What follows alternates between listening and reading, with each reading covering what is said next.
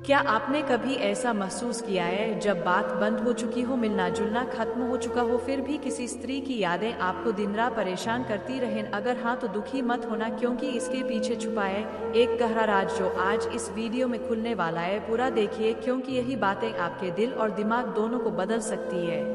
पीयूष की बात पाठशाला चैनल पर आप देख रहे हैं वह बातें जो सोच बदल देती है। वीडियो को लाइक करें, शेयर करें और चैनल को सब्सक्राइब करना ना भूलें। चलिए दोस्तों, वीडियो को शुरू करते हैं। बात ना होने के बावजूद भी यदि उस स्त्री की याद दिन रात परेशान करे तो दुखी मत होना, खुश हो जाओ, क्योंकि इसका अर्थ केवल भावनाओं से नहीं बल्कि गहरे मनोवैज्ञानिक, आध्यात्मिक और संबंधों की दृष्टि से भी समझा जा सकता है। इस वीडियो में हम इसी विषय पर विस्तार से चर्चा करेंगे। संकेत एक, यादें क्यों परेशान करती है? कई बार ऐसा होता है कि किसी स्त्री से बात नहीं हो रही होती, संपर्क टूट चुका होता है, फिर भी उसकी यादें दिन रात हमारे मन में घूमती रहती है।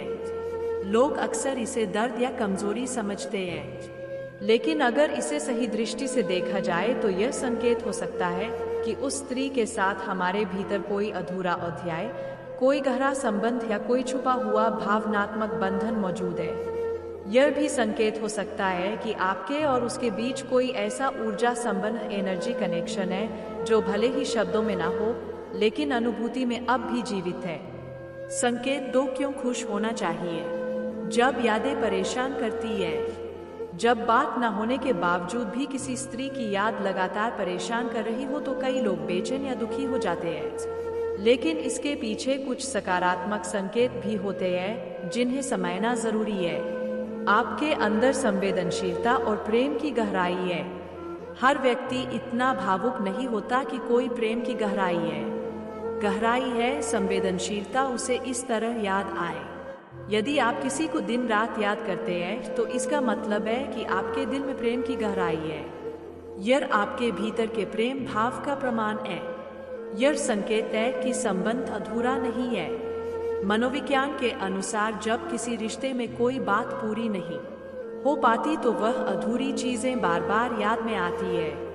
इसका मतलब यह है कि उस रिश्ते में अब भी कुछ शेष है जिसे आप पूरा करना चाहते हैं। ऊर्जा संबंध अभी भी बना हुआ है। कुछ लोग इसे आध्यात्मिक भाषा में सोल कनेक्शन या मंदबुद्धि का बंधन कहते हैं। अगर आपको किसी की याद इतनी गहराई से आती है तो संभव है कि वह भी आपको याद कर रही हो। वैज्ञानिक दृष्टि से इसे टेलीपैथिक कनेक्शन कहते हैं। आत्म परिवर्तन का अवसर, जब कोई याद हमें परेशान करती है तो यह हमारे भीतर स्वयं को देखने, अपने आप को समझने और खुद में सुधार करने का अवसर होता है। संकेत 3, मनोवैज्ञानिक कारण, यादें क्यों बार बार आती है? अधूरी इच्छाएं। कई बार हम किसी से कुछ करना चाहते हैं लेकिन कर नहीं पाते। उस स्त्री के लिए आपके मन में जो भावनाएं थी वह पूरी नहीं हो पाई, इसीलिए मन बार बार उन्हीं यादों में भटकता है। हार्मोनल और न्यूरोलॉजिकल प्रभाव, प्रेम में डोपामिन और ऑक्सीटोसिन जैसे हार्मोन सक्रिय रहते हैं। जब आप किसी को याद करते हैं तो दिमाग बार बार उन्हीं रसायनों को पुनर्सक्रिय करता है, इसलिए बार बार याद आना स्वाभाविक है। आदत बन जाना। किसी व्यक्ति को लंबे समय तक याद करना भी एक मानसिक आदत बन जाती है। जैसे कोई गाना बार बार सुनने की आदत पड़ जाती है, वैसे ही किसी व्यक्ति की याद भी आदत बन सकती है। आध्यात्मिक दृष्टिकोण, कर्म संबंध, धर्म ग्रंथों और ज्योतिष में कहा गया है कि जो आत्माएं एक दूसरे के साथ पिछले जन्मों में जुड़ी होती है वे इस जन्म में भी आपस में आकर्षित होती है।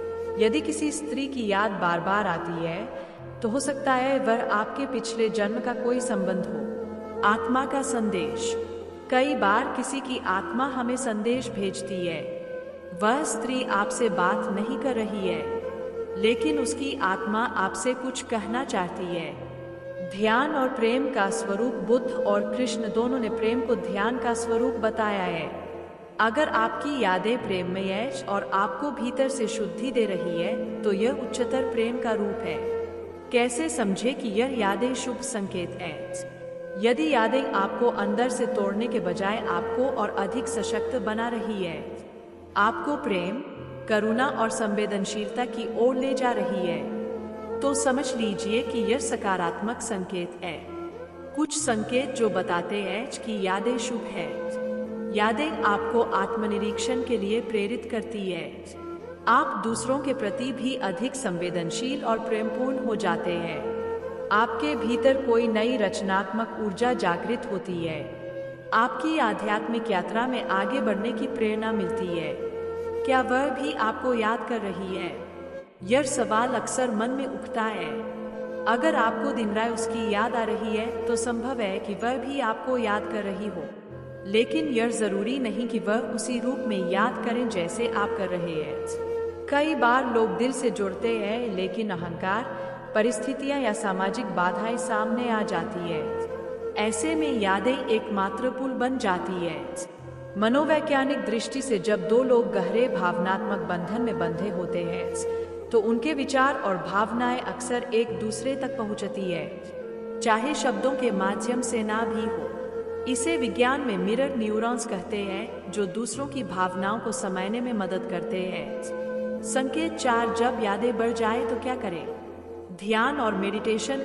हर दिन 10 से 15 मिनट ध्यान करें। उस स्त्री की याद को अपने भीतर प्रेम पूर्वक स्वीकार करें, लेकिन उससे बंधे नहीं रह दो। अपनी ऊर्जा को सकारात्मक कार्य में लगाएं। यादों को दर्द समझने के बजाय उसे प्रेरणा बनाकर अपने जीवन के किसी अच्छे काम में लगाएं। लेखन, चित्रकारी, संगीत आदि। 3, खुद को समय दें। समय सबसे बड़ा उपचार है। धीरे धीरे यादें भी शांत हो जाएंगी।